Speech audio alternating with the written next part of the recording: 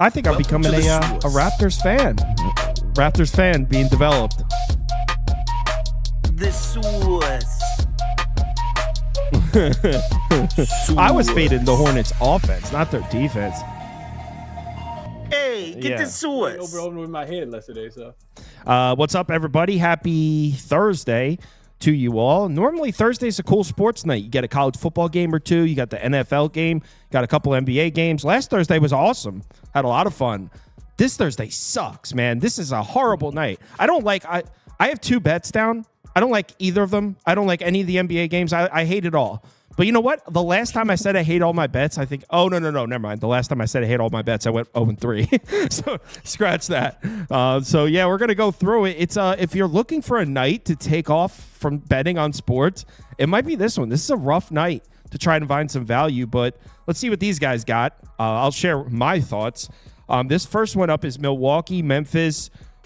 In my opinion, this is a Bucks spot, and it's the perfect spot for the Bucks to kind of snap their offensive slump, I guess we'll call it. Bucks off to let me pull it up. Sorry. Bucks off to the last couple games, two bad offensive basketball games in a row. The outside shots are not falling for the Bucks. That being said, they're getting the Grizzlies on a real nice spot here. It's their third game in 4 nights. They just played last night. They did not look good. And one thing that's been true for Memphis so far this year, struggling to defend the perimeter a little bit. They had one decent game against Orlando where they defended the three-point shot. I mean, a couple of these games, Chicago lit them up from 3. Houston lit them up from 3. Utah had a successful game shooting the three-point shot against Memphis. So I don't know if I trust this Grizzlies perimeter defense right now. And Milwaukee, although we haven't seen it yet, we know that this normally, if we're using last year and the last couple of years as a sample size, this is a Milwaukee team that likes to shoot the outside shot, right? They want to send Giannis in and kick it out for the jump to the jump shooter. That's how they usually like to do it. We haven't seen it yet this year. Like I said, the offense has looked a little stale the last couple of games, but I think coming into this one rested against a Grizzlies defense that's struggling to defend the perimeter, I think it's the perfect time for the Bucks 3-point shooting to finally show up. So I didn't bet this one because the idea of laying 6.5 points on the road with the Bucks kind of makes me a little sick. But I think it's a perfect spot for the Bucks offense to finally show up and for everyone to be like, okay, the Bucks are still nice. That's kind of how I feel about this one. You guys have any thoughts on this one? Well, I agree.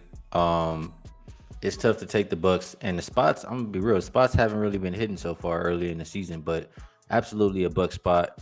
2+ days rest for them. Not only 3rd and 4 nights for this Grizzlies team, I think it's 5th and 7 nights. So they've been playing pretty much every single day.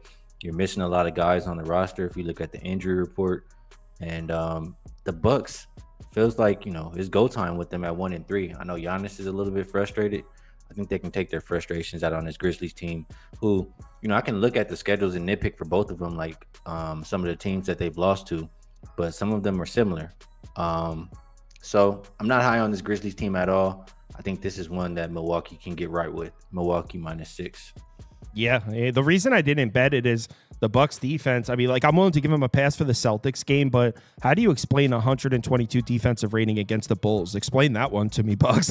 There's just a couple data points in there for the Bucks where I'm like, But yeah, I agree with you that I think if I'm placing a bet on this game, it has to be on Milwaukee. Maybe a Milwaukee team total over to get up to 130 because I think the outside shot's going to be there, but I'm grasping at straws here. Don't really feel very strongly about it. Chris? No, I agree. And I think it was the dogs yesterday going 8-3 against the number. I had a couple of short favorites and they got smoked. So do I want to lay 6.5 with the with the Bucks in this spot? Absolutely not. But to Skee's point, 5th and 7, it's typically just a fade spot in general. You would like it a little bit more if they were able to actually beat the Brooklyn Nets, let alone cover. But y'all said it already. Somebody pointed this out on my show this morning. Road favorites with coming off 3 straight losses with the rest advantage, 84, 51, and 3 against the number. That's 62%. And you mentioned it, Kyle. What does Milwaukee want to do? They want to shoot a ton of threes, and that's the shot that the Grizzlies just haven't been able to defend. They're allowing almost 40% from the 3-point line, bottom 10 in that category. So it'd be Bucks. I didn't bet it either, though.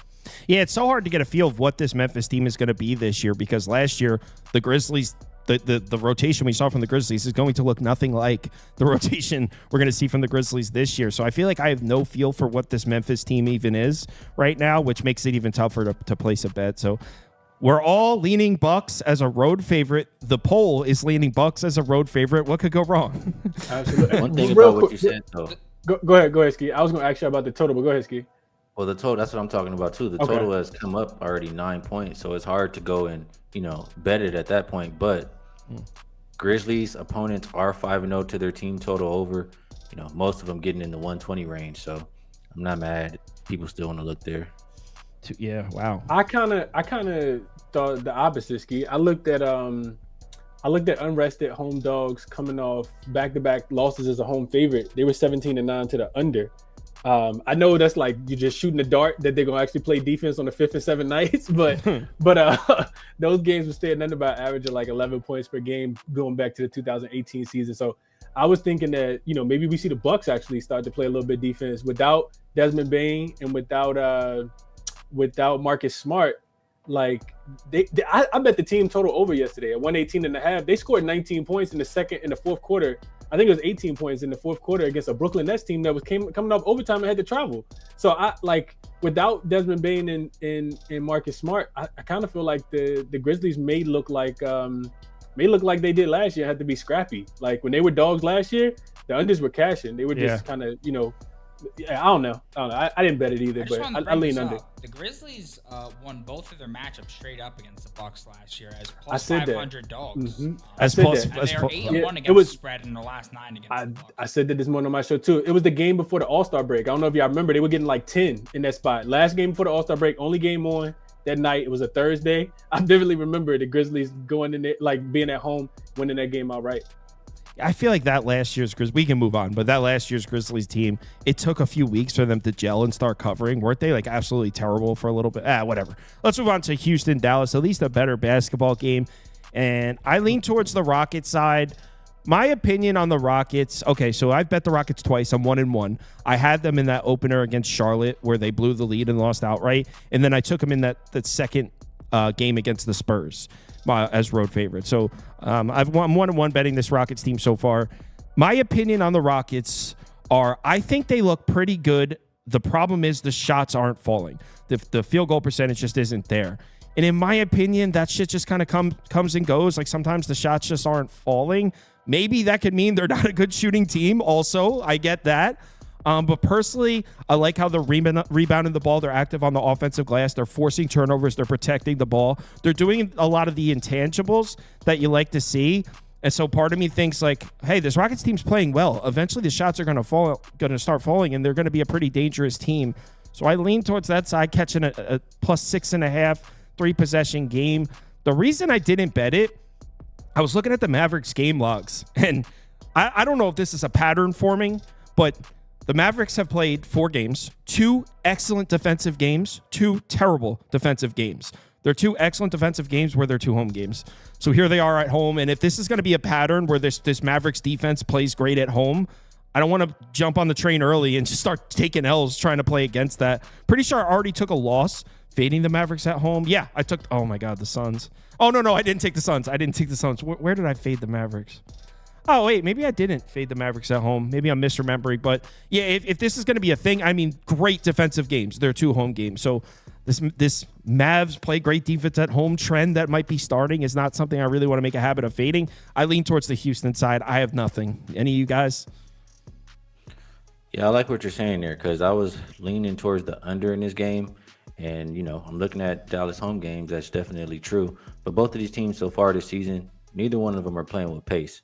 20th and 21st, and both top 10 defensive rated teams. So, yes, I agree that the Rockets offense can look a lot better, but who's to say it's going to be tonight, especially if the Mavs are playing good defense at home. So, just the only game for the Rockets that went over was versus the Grizzlies, who play at an insane pace. If they're playing at a slow pace tonight, I think it's very hard for them to get to that 227 that we're looking at right now. I would agree on an under, and what Skee said is perfect. Against the Grizzlies, a 108 pace. The other 3, 96, 95, 93. So in their other 3 games, not against the Grizzlies, the Rockets have played an extremely slow pace, and Dallas has played a slow pace in 3 of their 4 games. Only the opener against the Spurs first game of the season, maybe some extra energy. So I would agree with an under too. Chris? Yeah, same here. I'm glad we all on the same thought pattern because I didn't place the bet. I kind of wanted to hear what y'all were gonna say, but yeah, I think I'm gonna place it now. Houston's defense, I think, can slow down Dallas's offense. Dallas shoots a ton of shots from that long mid-range zone. Houston is actually top 5 in defending that long mid-range shot as far as accuracy. Houston also does a really good job of limiting threes. I don't think I looked into that like earlier when I was doing my show, but they're actually number 1 in that department of limiting 3-point shots so far. And we know that's what Dallas wants to do. They want Luka downhill. They want Kyrie downhill, kicking it to those new shooters. Dallas is also they're number 3 in transition frequency. So they have been trying to like get out, but Houston does a really good job of limiting that. They're actually number 6 in limiting that as well. And you just need Houston not to give up a ton of offensive rebounds in this spot. So my thoughts are your thoughts, Kyle. Also looked at this. Somebody pointed this out on my show this morning. Divisional home favorites who won their last game as a road dog and that are less rested than their opponent. 37, 57, and 2 against the numbers. So they're only covering about 39% of the time. I like Houston +6 and +6.5, and I like the under here as well. All right. We're all kind of on the same page there. Maybe I'll throw a few dollars on Houston. Wasn't something I felt particularly strong about, but I got nothing tonight. Let's move on to the next one, which is Spurs Jazz. I don't know. Are the Jazz a bottom 5 team in the league? Is it 4 games and it's crazy to say something like that? I don't know. Also, isn't marketing questionable? Let me check an update on that. He is. He still is. It is questionable with that back. I don't think he's going to play, honestly, but what do I know? I just feel like you just gave him so much money. Like, you can't, like, if he gets hurt, the fans might not even come to the game. Like, who else are they coming to see? Jordan Clarkson? Yeah, I hear you. So, obviously, last year it was very profitable to take the Jazz at home, right? They were one of the best teams against the number at home last year. So far this year, we saw one good half at home against the Grizzlies when they came all the way back just to cover. They didn't even win the game. They came all the way back to cover, and they needed a marking 3 at the buzzer to even do that. Since then, this has been some of the worst offensive basketball we've seen. I mean, they can't protect the ball. They can't hit the outside shot. In the last 3 games, they haven't hit 30% from 3. So they're abysmal outside shooting. Turnover rate off the charts here. They're turning the ball over at a high rate. The effective field goal percentage is terrible. I mean, we're talking about 3 straight terrible offensive games from the Jazz. 2 of those were at home, by the way. So it's not like, oh, they went on the road and now they're back home. We can find the value. No, 2 of those games were at home. This team's offense just looks broken right now. And the Spurs playing some solid defense this season. I think we expected the Spurs to take a step forward defensively this year. Problem is, Spurs can't protect the ball. Spurs can't score either. So does that point us towards an under? But taking an under in a Jazz game at Utah is crazy because those games just tend to fly way over. So I am truly at a loss. I don't know what to do. I kind of want to take the Jazz at home, but they've been bad. I kind of want to take the Spurs, and it's like +2 in Utah. I have no idea. I could see an angle for the Spurs, the Jazz, the over, and the under. I have an angle for all 4. So I truly have nothing. You get to follow that up, Skee. I got nothing, man. This game is probably the worst one out of all 4. I'll say Jazz do have that altitude advantage at home. That's probably why they usually have success. But this team is probably going to get blown up, before All-Star break, before the trade deadline. Markkanen, you'll probably see him in another jersey. This is not looking like the Jazz team like last year. So I don't really want anything to do with a side. I guess if I have to play a side, I'll pick the Spurs. But total-wise, I guess I am nervous a little bit about the Jazz pace. They're number 6 right now so far in the league, but these are the 2 worst offensive teams so far. And you have the Spurs at least being somewhat competent on defense. So I look at both of these teams a little bit further. They're combined 8-0 to the first half under. I looked at that first half under yesterday for San Antonio and OKC at 108. I think it easily stayed under. I could see another low-scoring game here tonight, just brick after brick after brick. Maybe if you guys have some rebound props, it could be a good night for that. But lean first half under. Well, to support your under about the Jazz pace, every single game has been slower than the game before. It's 104, 103, 100, 98.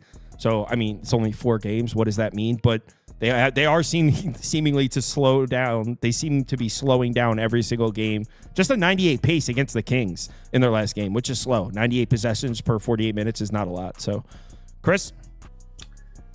Man, I'm with you guys as far as the side. I want nothing to do with it. It's gross. But I think, I talked about this the other day. I think I said it on your show, Kyle. Like, fading Utah in the first half, I think is profitable. And if you want San Antonio, I think, like in the beginning of the game, before the altitude tends to kick in the second half, in my opinion. That's when Utah has been like the better version of themselves. So that's what I'll say about that. Especially, I don't want them on the second leg of a back-to-back either. I know they're a pretty young team, but you mentioned the turnovers, Kyle. I think they are turning the ball over more than any other team. Yeah, San Antonio is the worst team right now as far as protecting the basketball. Not like the Spurs out here getting a bunch of steals, but they're forcing the fourth fewest. But it's the Lauri Markkanen effect for me. With him on the floor, the Jazz are a comparable, formidable -6 in points scored per 100 possessions. When Lauri Markkanen got hurt the other day against the Kings and didn't play in the second half, in the other possessions, there's been 151 of them so far this season. They're -30.2. So, like, I do think at least the Spurs were able to, like, cover last night and keep that game close against, probably the second, third best team in the Oklahoma City Thunder. I think that they should be able to win this game. So I guess my favorite look would be San Antonio early before they ran out of gas. But I didn't, and they were, for what it's worth, San Antonio was favored twice last season on the road. They won both games by averaging 18 points. Okay. So San Antonio early would be the way that I look before, maybe tired legs. But if Lauri Markkanen plays, like, I'll go to sleep. I'm not. Oh, that's right. So I didn't even notice that the San Antonio was now favored. When I looked at this game, it was Utah -1.5. Yeah. So wait, unless my graphic was wrong. Never mind. It's a pass for me. These guys seem more confident than I do. No, we don't. Let's move on to the next game. Look, I know the quote unquote sharp move is to take the Clippers here, but they lost outright to the Portland last night, and the Suns look pretty good, man. Other than that one Lakers game where the Lakers just couldn't miss. I mean, they shot 52% from three, 121.8 offensive rating in that game for the Lakers. There was just one game in LA where the Lakers just went off. Other than that, the Suns have played 3 very good defensive basketball games, and their last 2 were against Dallas and the Lakers again. So, I mean, their last 2 games, they're playing great defense against good teams. So this Suns defense give me a little bit of faith here. The Clippers actually have played some decent defense themselves, but the Suns just have, it has to be the Suns here at -4.5. I would imagine everyone's taking that, and I didn't bet it because I have like a rivalry with this team that's really developing, and I just can't do it. Like, I'm going to need to go on medication or something for anxiety if I keep betting this team. But I think this has to be the Suns. I know Clippers played them tough, took them to overtime earlier, but I think the Suns should run them right out of the gym here. Clippers still searching for their first win in this building, too, which is crazy. So I don't know if that's an angle that some people are taking into consideration, but whether they're searching or not, can't help the fact that there's just a much better basketball team on the other side. So it would only be Suns for me here. I didn't bet it. I agree. It would only be Suns for me. I mean, just situationally, it's the same thing we talk about, right? The team who's well rested versus another team on a back-to-back, also 4th game in 6 nights for this Clippers team. So just on that, and I think the Suns are the better team in general too. So I would only be looking towards the Suns. But more than that, I mean, I like what you were saying about the Suns defense. I look at it and I see it. 105 for the Lakers, 102 for Dallas. I mean, if we can trust the Suns defense, I think this is an under game. Looking at the season-long defensive rating numbers, 9th and 4th. So I like that for both. Both teams bottom 10 in pace as well. And offensive rating 23rd and 18th. The Clippers are an under team. The only game that went over 220 so far this season for them was it took overtime for it to get there. That was the game versus the Suns. So if it's played like all the rest of their games and played like how the Suns have been playing lately as far as defensively, I think this one is a stone cold under. I would go under 221. Under 221 for Skee there. Chris, do you agree with the Suns? Agree with the under? Yep, both. Skee, it's like Skee took my notes because a lot of what he said is what I was going to say. First of all, like, if you can't score against Portland, I know Portland plays slow, but like, you got to be able to get some points against Portland. Like that was the game. To your point, Kyle, like, you're searching for your first win. well, maybe you didn't have your glasses on because it was in front of you last night when you were laying 7.5 against the Portland Trailblazers. Like against this Phoenix Suns team, not as much. Bradley Beal also went through shoot around this morning. He's dealing with that elbow injury. But I just think Phoenix is like really, really hungry. And you're not asking them to win by margin here. Skee mentioned the rest advantage. I think that's significant. And the other thing about the Suns is you're always going to get, in my opinion, with the Suns, you're always going to get inflated totals just because you got like so much firepower over there on the Phoenix side. And as to Skee's point, like what they have been able to do is play some defense, like still, and not rely so much on their offense. They're not even shooting the ball that great right now. Phoenix offensive rating is 18th. So points per score per 100 possessions is 18th. So I'm in agreement. It would be Clippers in this spot for me, but I like the under more, under 223.5. All right. You said Clippers, but you meant Suns, right? I meant Suns. Oh, Suns, okay. Suns Okay. minus the points and under for sure. Got Kyle's bum ass looking at me like, oh, you gotta fix the graphic? No, I was looking at the mic. Yeah, sure. Okay. Just observing the mic. Yep. Okay. Let's move on to some NFL. Wait, real quick, clear the picks out so they can see their Twitter names. Either you guys have any action on the NFL game before you bounce? I don't have action yet, but if I'm betting, and maybe I'm crazy, but it has to be the Jets, man, right? Like I know they just continue to lose every week, but Houston is down. They don't have any receivers. This is now or never for the Jets at home. They're embarrassed. I think it's a Jets spot. They should be embarrassed. That's for sure. It's a never. Skee says now never. It's never for me. It only be Houston. It only be Houston here. I think. Like, would you rather like lay the 2 points on the road with CJ and get him as a favorite, or would you rather take the points with CJ? I'm taking the points every single time. Like they still got Tank Dell. I think. What's his name? What's the running back name? Joe Mixon. I think he has a big game. The Jets don't like. They don't run the ball at all with Breece Hall. They just try to pass it, and I think, I just think that Houston they can win the game on the road. The Jets season is over. Even if they win, I still think their season is over. So yeah, it'd be Houston for me or nothing. I love taking the dog here. All right. Speaking of football, let's get into it. Make sure you give these guys a follow. They each have their own YouTube show every single day. Skee's about 2.5 hours before mine, and Chris is in the morning. So if you're looking for some more sports betting content, these guys are on every single day. So show them some support. Appreciate you guys taking the time. Appreciate you, Kyle. Kyle, did you bet good luck, Skee. Kyle, did you bet the NFL? Under and Houston. Under and Houston. Okay. All right, bet. We're talking best about of luck. it now. All right. Later. All right. Hey, what's up, man? Hey. Okay, so let's get the poll up. I want to see what the crowd thinks. I know the consensus. Pick the Texans. Okay, we could do that. I think there's more people betting the Jets than you think, AJ. I think there's more people betting the Jets than you think. Okay. I don't think so.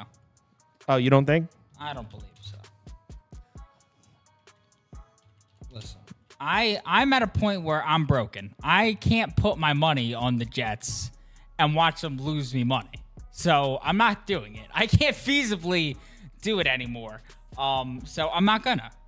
If you want to know where I would put my money, I would put it on the Jets. But I mean, I've literally gone to the stadium. I've watched Greg Zuerlein miss a field goal, rip my heart out against Bo Nix. We've held him 60 or less yards. I mean, I've done it all this season with the Jets. I mean, I stood up here in front of all of you, said this team was gonna achieve my wildest dreams, and they've shat and pissed on them. I can't do it here anymore. So I'm not gonna put my money on them, but everything in my mind says to do it here. Says to bet the Jets. I mean, CJ Stroud is definitely better against man coverage, but the matter of the fact is that you take Nico Collins and You take Nico Collins and Stephon Diggs off the field, and you're gonna go ahead and you're gonna have Tank Dell in one-on-one coverage with Sauce Gardner. I don't really love that for the rest of the wide receivers there. I mean, Cade Stover, the guy you mentioned in the video yesterday, what you forgot to mention, because I didn't get to include it because I need to make the graphic fit, he has 7 routes run against man coverage. So he doesn't really have that big of a sample size against man coverage. Xavier Hutchinson, not a man coverage beater. Mr. Mechie just doesn't have a great sample against man coverage. Also not a man coverage beater, exactly. Just a lot of the guys on the team aren't that great in man coverage, and I know the Jets safeties are banged up in this game, but I just don't think the Texans' weapons are exactly, I guess, in a position to exploit that. The Jets' rush defense the last 2 weeks, it has looked a bit better. And if you look at in terms of the rush concepts the Texans use, they run a lot of zone. The Jets' rush defense is significantly better at defending zone. So if they just go and they sell out to stopping Joe Mixon, I think they could actually defend them pretty well there. On the other side, I mean, honestly, I think the Texans' defense as a whole is a bit overrated. I mean, two of their games have come against Anthony Richardson, for Christ's sakes. I mean, congratulations. I just think that the unit as a whole is a bit overrated. The Jets' offense, while definitely has its problems, is a bit underrated, and it's going to come together. My main prop in this game, I don't know why I have the under up, is going to be, where is the graphic? Andy, you said you made the Tyler Conklin graphic? Okay, let me go ahead and add it real quick. Where is it? Okay. My main play in this game is going to be Tyler Conklin under... I'm trying to find this thing real quick. It's going to be under 25.5 receiving yards. The main reason for that one is the fact that tight ends have just been completely shut down by the Houston Texans thus far. I mean, we have seen 6 of 8 tight ends to face the Texans held under their receiving yard line against them thus far. His receptions line in this one is set at 2.5. He's gone over this mark in his last 5 of 6 games. With even 4 less receptions, Conklin's under his mark in 5 of 6 games this season, averaging 15.3. With 3 or less, he's under his last 15 and 19 games. So unless they're giving out charity here, they're heavily suggesting he's going to go under his receptions mark. This is the perfect time to sell high here. And the bulk of the damage came off a 27-yard gain last game. He was targeted significantly further downfield than the majority of his looks. If you look, last week he faced a Pats pass defense that was 20th in yards per game allowed, 21st in pass attempts per game allowed, and 17th in DVOA allowed to tight ends. That was pretty easy competition. Now going to face a Houston defense that's fewest yards per game allowed, 6th fewest pass attempts per game allowed, and 2nd in DVOA against tight ends. So I just think that there's a massive difference there. On top of that, with Adams, he sees his target percentage drop 6%, his targets per game drop 2.5, and his yards per reception drop 3.3. So Conklin is the guy to fade here. Are you done? Yeah, I mean, I'm done. You just looked like you were bored over there. So No,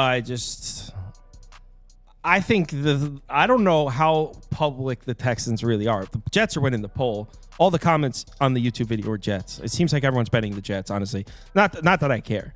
But I think the whole Texans are super public side is a myth.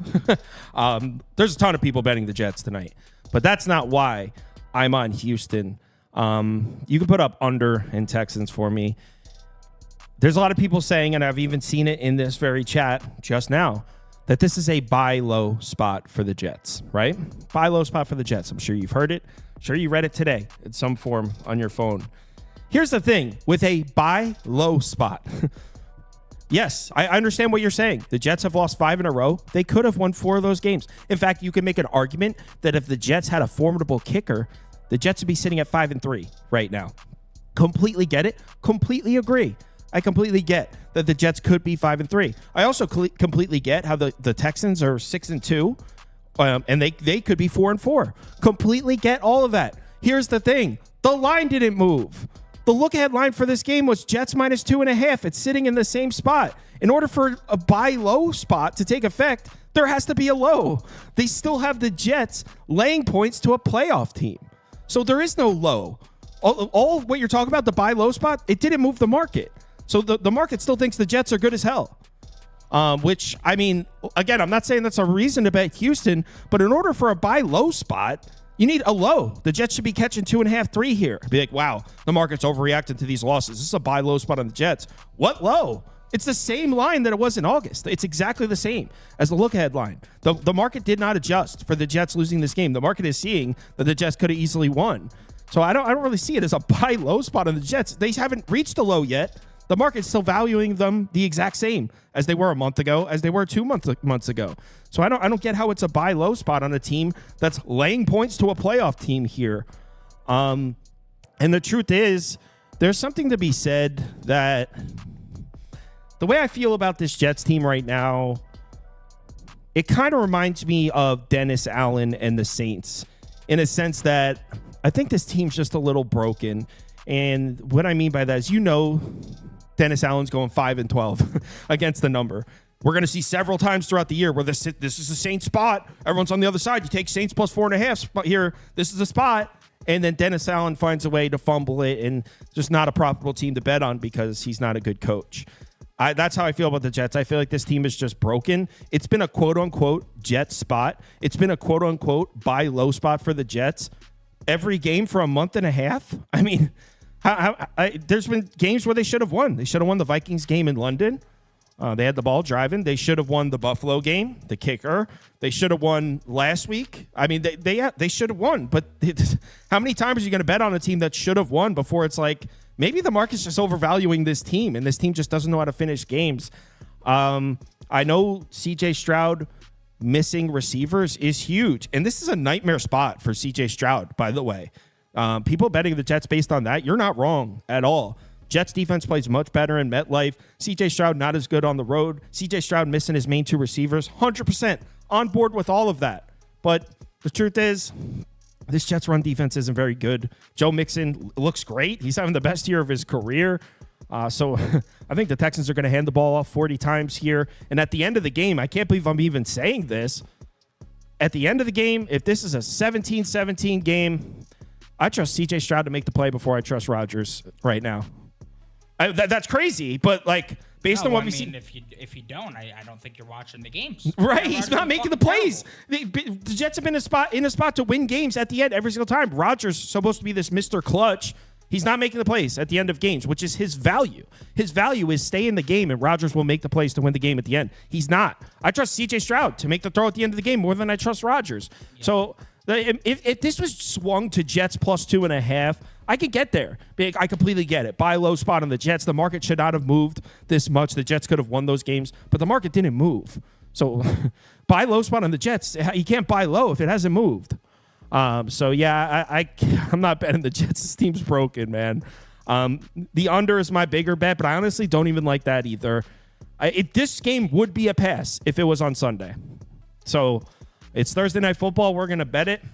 But yeah, well, it looks like my speech got the Texans above the Jets in the poll. The Jets were winning. Now it's 43%, 41%. But in all seriousness, I think the whole world's on the Texans thing. I don't think that's accurate. Just go look at the YouTube comments of my videos. Right here, our poll's even. There's a ton of action coming in on the Jets. I think a ton of more, I don't know, the people who are going on YouTube and looking for gambling content, I think, are more experienced bettors than most. Oh, of course, but they also consist of people betting a lot more money than a casual.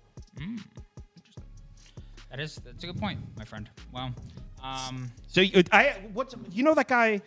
Hold on, I'll pull it up right now. What's his name? I just saw the tweet. The guy from Visor. TWD, he's saying not one mention how bad the O-line is for the Texans. Well, C.J. Stroud's one of the best quarterbacks in the league when pressured. Yeah, well, the bad O-line is for the Texans. The Jets are missing Vera Tucker. Morgan Moses is banged up. He's questionable. The Jets' offensive line is one of the worst in the league. Honestly, my bet of the Jets here, because I despise this team. I don't want to bet this team at all. If I had to bet this game, I would bet the Jets, but it would purely be a bet of this line because it feels sharp to me. I mean, I don't really get it. Well, does losing the receivers really mean that the Texans are +2 in this spot? I think this is. Well, I think with all the injuries to the Jets here, I don't think that would be what the books are pricing this for. I think the books are pricing. Your mic's quiet. Your mic's very quiet. I think the books are pricing this for a different reason here, and I think I don't know. Really feel for different reasons they're confident the Jets win this ball game. Why? Only God knows. Only God knows. But they felt that way about so many games this year, and the Jets just continue to fuck it up. So, yeah, I refuse to put my actual money on it. Conklin under 25.5 is my big play in this one. Full unit on that on the site. But Jets -2 is my lean. For the love of God. I mean, they've already put me in serious dismay. All right, let's take a look at college football.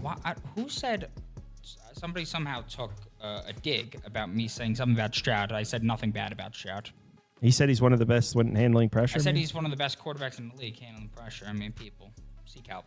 Therapy. Have a good day, everybody. College football up next. And if you thought the Texans-Jets was a bad football game, buckle up, because we're going to We're about to talk about a bad football game. Let's get Andy on the screen. The game is Tulane Charlotte. We're in the American Athletic Conference, which in my opinion, I know that it's not the worst conference in college football, but I find it to be the least interesting conference in college football. Andy can't respond yet because he's not on the screen. Oh, there he is. So I find it to be the least interesting because they don't play midweek games. Therefore, I never have chances to watch their standalones. At least in Conference USA, they get the midweek game, so I'm able to watch. I'm able to follow along with the storylines.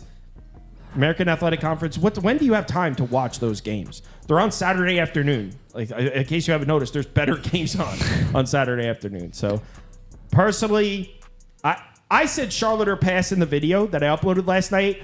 The truth is, I don't have a freaking clue. I'm not a big Mensa guy. I think he racked up some really nice passing numbers earlier in the year. There's a reason that Tulane's been sticking to the run recently. Andy, you're way off center on your camera. There's a reason Tulane's been sticking to the run recently. I don't think they fully trust them either. So on the road, I mean, Tulane's going to come in, run the ball. The thing is, I don't know if Charlotte can even stop it. So I don't know. I said Charlotte plus 16 or pass. Does anyone know who's starting a quarterback for Charlotte? Is it Purdy? It's Purdy, yeah. It's definitely Purdy? Yeah, Dan Mullen said it on ESPN. He wasn't supposed to, but he let it slip that Purdy starting. But Charlotte is 3-0 in the games Purdy has started. Yeah. 3-0. I love the way that was explained in the video as well. They're 3-0 in games he started, but he also played like shit in one of those games, specifically the Gardner-Webb one. So, I mean... It wasn't his first start. They won. They won. Yeah, it was bad, but yeah, they won. This feels like a be careful what you wish for type vibe because we've been complaining about Conference USA, and nobody's been complaining about Conference USA games more than me. I hate that conference for the way that I've done this year in their games, and then we get this once we leave Conference USA. So this doesn't feel any more fun. But in reality, if you look at all the numbers, you look at all like the scenario of the way I think the game's gonna go. I mean, it's clearly Tulane to me. I think Tulane's gonna crush them. The number is being bet down, but like you said before when we were talking about it, hasn't gone through any key numbers yet. So like it's not like it's made that big of an impact. What was it out last night? 16? It was 16.5, and it went down to 14.5. So it really didn't do a significant amount in terms of the actual scoring numbers. But like the way I look at it is Charlotte's done a pretty good job against the pass. If you look at their success rates, they're like 46th in success rate. The problem is they are getting beat downfield on some long throws. And I know what you're thinking is, well, Tulane doesn't want to throw the ball. They just want to run. But when they do throw the ball, it's usually very deep, and it's usually opened up because of their running game. I mean, obviously, Tulane runs the ball a lot, but that doesn't mean they're running the ball every single play. They're not Army. They're not Navy. They do throw the ball at least 15 times a game is about their average. And they're usually pretty deep down the field. And for Charlotte, and you're going to see it in the underdog, Charlotte's getting beat down the field like crazy. They have given up at least a 39-yard pass in every single game this year. They are getting beat on very far plays, and that's been Tulane's thing. They've had at least a 40-yard pass in 4 of their 8 games. So they are, when they're throwing the ball, they're chucking it downfield, and it's working, and that's going to be open. I think that's going to be open all game because that's just the way Tulane's offense runs. When they're running the ball, it opens up deep passes, and it tends to work. That's the way Mensa's gotten a lot of his stats this year. So, yeah, I just really don't like the matchup for Charlotte. I mean, that's not surprising. Charlotte's not a very good team. They've had a quarterback carousel. So, I mean, it's been a disaster for them this year. And Tulane, they've been a little bit better than necessarily I thought they were going to be when they lost their coach. They lost Pratt. They've replaced both of them pretty well. So, yeah, I think Tulane should crush them, but again, these midweek games can sometimes go crazy. So I'm gonna be honest, I'm not betting it, but if I were, it would be Tulane. So you're gonna fade Purdy, who's undefeated as a starter. Yeah, I am. Someone asked in the comments, is there any way to get in that league? Yeah, the betting league is open to everybody. That's not a closed thing. Whoever wants to sign up and join. Actually, Tinker just won, 2-time champion. Tinker just won. And someone else had something I want to answer. Oh, they asked about Scoop. Scoop is taking his daughter's trick-or-treating right now. That's why I thought he was here. Outside of Michael's Arts and Crafts, drunk as a skunk. That too. That was before. Yo, serious question to the audience. Is it weird if a dad dresses up for Halloween? As P. Diddy? I thought that was super weird. I mean, this Halloween... if one of my friends, when I was a kid, when we were dressing up for Halloween, if one of my friends' dads dressed up, I'd be like, dude, like we would have roasted that kid. I don't know. Is that a thing now? Some of my friends that did that are seeing this thinking I'm making fun of them. Just joking, man. Relax. But it is kind of corny, though. All right. Want to do a community parlay? Hit the song. Community parlay, the parlay we bet, yeah. Community parlay is for the community. We community, making a parlay. Yeah. All right. Next up, community parlay. Oh, I mean, the community parlay kind of sucks. Top bet. Make Yeah. community top bet.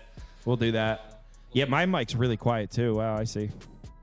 Well, I guess we'll do the underdog. Our mics are your mic is really quiet. No, turn your thing up on the actual board. Turn it up. It is up. Oh. Friggin' chump bait. Oh, I don't know. Maybe it's up with your mic. But whatever. Let's just do a community top bet. Just put Bucks minus 6.5. Okay. Okay, so Bucks minus 6.5. Mavericks minus 6.5. Mavericks who? Mavericks minus 6.5. Okay. Spurs minus 1. Spurs minus 1. And Suns minus 4.5.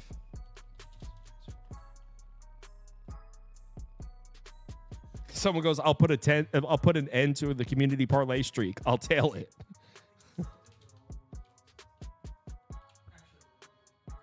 What, last night? Yeah, Celtics. I tried to say, watch out for them Pacers. And lost. Do you get any points in the standings for being down by 26? It doesn't count as anything, right? It counts as a loss? Okay, that's what I thought. All right, so we've got a underdog here. We got a two-legger. We got Tyler Conklin, lower than 25.5 receiving yards. And then we got the other leg from our friend Andy. What about Darian Mensa? Tell us about it. Yeah, I just keyed in on it when we were doing the cap there. Dude's slinging the ball downfield 4 times this year. He's gone over 40.5, and I know that doesn't sound like a lot, but when you mix it with the fact that Charlotte has given up at least a 39-yard pass in every single game. The 2 games they didn't, oddly enough, were against the 2 best quarterbacks. They gave up 39 and 40. That's under this number. The 2 times this number didn't hit against Charlotte. 39 and 40, that was against Curtis Rourke of Indiana and Seth Hennigan of Memphis. So the best 2 quarterbacks they've seen. But, yeah, they are giving up deep balls down the field. Every other game, they've given up at least a 41-yard pass or worse, and that's going to be opened up. Tulane runs the ball. The pass is not going to be respected for Tulane, and they're going to have shots to do this, and they've been able to do it this year. So I think they will have a very deep pass, 41 yards. 40.5 is the completion, longest completion for Mensa. Sensational, Andy. Sensational. Thank you, Ken. And now, free pick. Our sensational. Have my mic off there. So our free pick from our friends at Underdog is CJ Stroud, higher than a half total yard. If you'd like to sign up, you can add that as a third leg or replace one of them. Don't like my pick? Think it stinks? Add that one. Think Andy's pick stinks? Don't know what a Mensa is? Add CJ Stroud. And then if you don't have an Underdog and would like to sign up, you can join in one of those yellow states right there, and join with the deposit code BET. Join up to $1,000. I'm messing up the thing. Your voice is so quiet that they probably can't hear you anyway. So, yeah, someone asked how you sign up. It's all on the website. If you sign up to Sauce Network Plus, it comes with access to the betting league, the Discord, all of that. It's all the same thing. So if you sign up on the website, you just click on betting league and submit your picks there. So, all right, everyone, thanks for watching. Be back tomorrow, same time. Better games tomorrow night, at least on the NBA front. Obviously, college football, the big show, Saturday morning, 10 a.m. Go through the entire slate like we always do. Let's have ourselves a good one. Please